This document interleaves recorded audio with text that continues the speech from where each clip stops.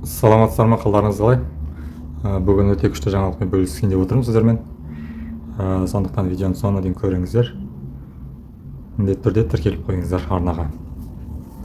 Барлықтарыңызда егер 16.8 қолданып жүрген болсаңыздар, 16.8-мен сатып алып жүрген болсаңыздар, сіздерге өте күшті бір жаңалық болады бұл. Қазір соны бастайық. Видеоны міндетті түрде соңына дейін көріңіздер. Соңында қандай жаңалық екенін, не жайында екенін біліп аласыздар. Қазір мен бір зат сатып алайын, сол сатып алу барысында сол жаңалықпен бөлісетін боламын. Қазір мына затты сатып алып көрейік. Қазір мынаны басайық.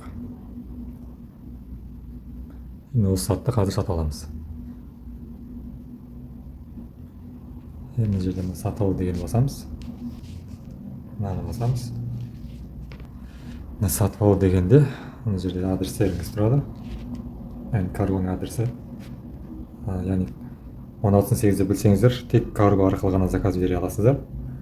Яғни егер сізде жаңа пост деген каргоны қолданып жүрген болсаңыздар, ол арқылы заказ бере алмайсыздар. Өйткені ол жерде қазақстанский адресі Пиндодан заказ беріп жүрсіздер, қазақстанский адрес енгізіп. Бұл жерге Қазақстан адресі енгізілмейді, тек Қытайдағы Қытай складының адресі енгізіледі, Қытайша. Сонымен заказ бересіздер 16.8-ден. Қазір мына жерден бір үштік деп таңдайын.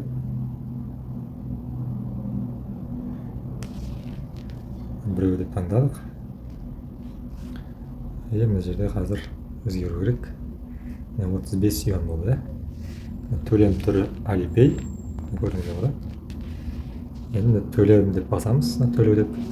Оны баспастан бірінші мынаны басып қойыңыздар. Мынаны алып тастаймыз. Бұл алып тастадық. Енді мына төлем деген басамыз.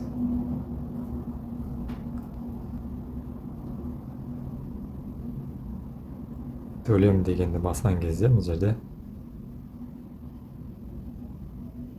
міне Alipay келіп шығады, көрдіңіздер. Барлықтарыңыз қазір 16.8-ден Alipay арқылы төлеп жүрсіздер. Посредниктерден юан аласыздар. Не болмасам, жаңа өзіңіз егер юан алуды үйреніп алған болсаңыз, посредниксіз юанды толтырып, Alipay'ді юанға толтырып, сосын барып 16.8-ден зат сатып алып жатсыздар.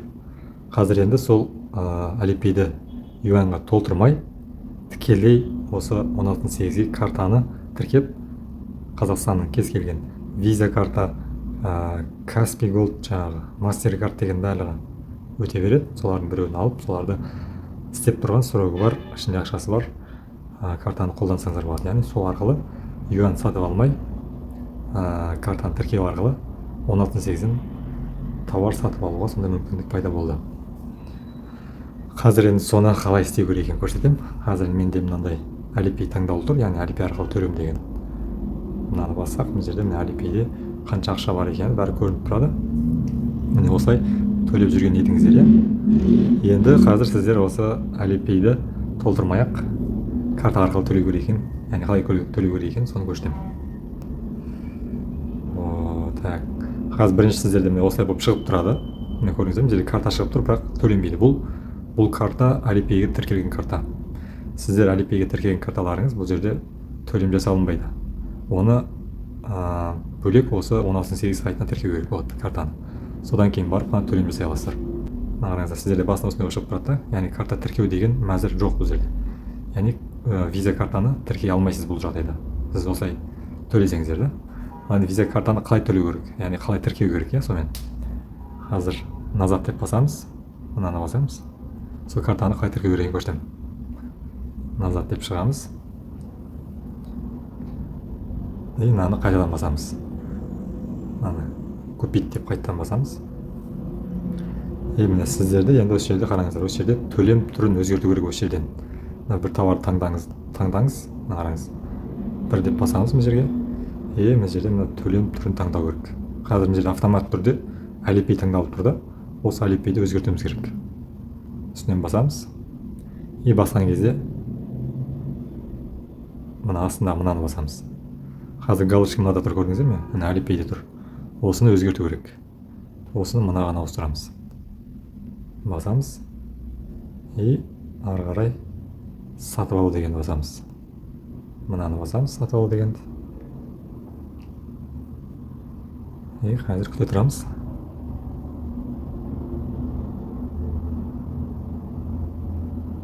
Міне бізде міне бізде енді мынандай ашылды. Төлем түрлері ашылды да. Мынау бізге жарамайды. Мынау Alipay'де юан болса ғана төлей аласыз. Мынаны білмеймін не екен. Мынау бізге керегі осы. Міне Visa, MasterCard карта, яғни картаны енгізіп, картамен төлем жасасаңыз болады. Қазір мен сіздерге өзімнің картамды енгіземін де, сонымен төлем жасап көрсетемін. Қазір мынаны басамыз. Бұл жерде теңгемен емес, доллармен есептелінеді, яғни ұсуды деп тұр ғой. Яғни доллармен шешіледі. Мысалы, Каспий картаны тіркейтін болсаңыз, Каспий картаңызда теңге болса болды, автомат түрде конвертация жасалып, доллар шешіледі счетыңыздан. Қараңыздар, мынаны басамыз бірінші. Картаны тіркеп алайын бірінші. Басқан кезде қазір картаны тіркейтін бет ашылады. Міне картаны тіркейтін бет ашылды. Сосын бұл жерде тілді өзгертсеңіз болады. Бұл жерде мына тілді өзгерту деген бар, бұл жерде түсінбесеңіз. Мынаны басамыз. Міне қазақша да, орысша да тұр. Қазір мына қазақшаға ауыстырып қоямыз. Міне қазақшаға ауысты көріңіздер, кредиттік немесе дебеттік карта дейді. Картаның нөмірін, срогын, аты жөнін. Бұл жерде картаның артындағы 3 санды жазасыздар. Қазір мен картаны енгізіп алайын. Мен өз данныйларымды енгіздім, яғни картаның данныйларын енгіздік. Енді мына жерде көрдіңіздер, галочканы қойып қойыңыздар осындай. Яғни осы картаны, яғни постоянно осы картамен төлеп жүрем десеңіздер, осы карта галочка қойып қойыңыздар. Сосын келесі төлем жасаған кезде автомат түрде осы картаның данныйлары сақталып, осымен төлем алынатын болады. Болды, енді ары қарай сақтаймыз. Мынаны басамыз.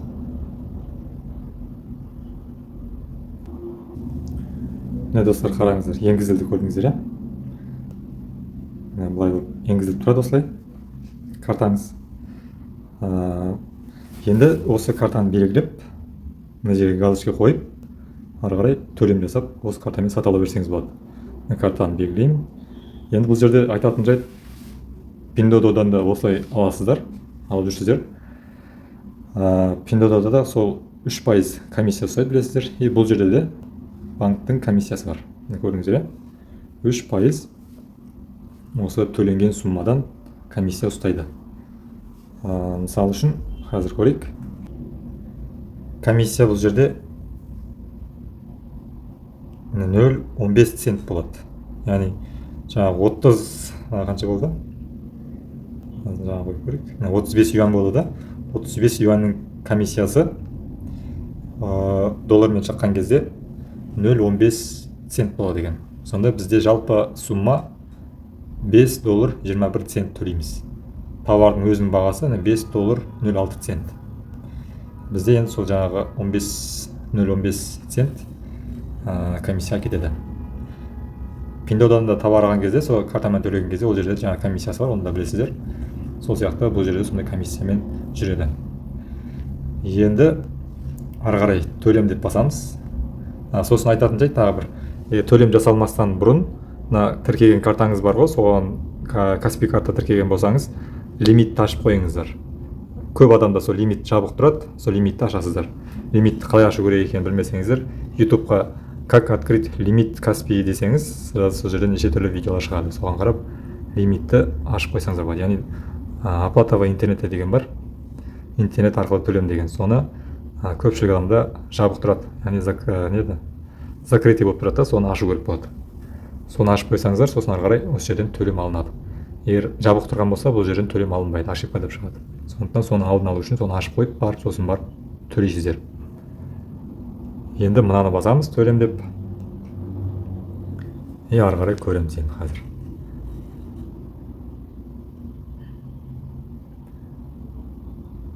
Как обычно, жаңағы картаға код келу керек Каспийде. Яғни алғашқы рет төлем жасайын деп жатырмыз ғой Каспий арқылы. Сондықтан Каспийдің қауіпсіздік қызметі іске қосылады тағын Каспийден код сұрату мүмкін. Бот міне уже Каспийден ешқандай код сұратқан жоқ, автомат түрде төлем алынды. Міне осылай төлем жасай бересіздер. Осылай төлем жасап Каспиймен сатып ала бересіздер. Яғни Каспий картаңызды тіркейсіз 16.8 сайтына осылай.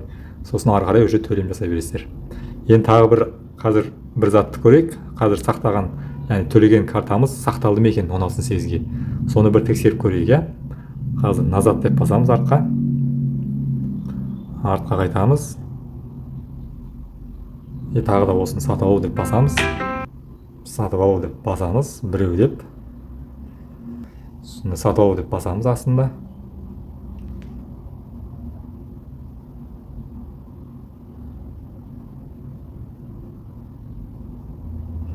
Мен жаңағыдай сатып алған затым уже ақша алынды оған, біздің затымыз уже упаковкаға дайындалып жатыр.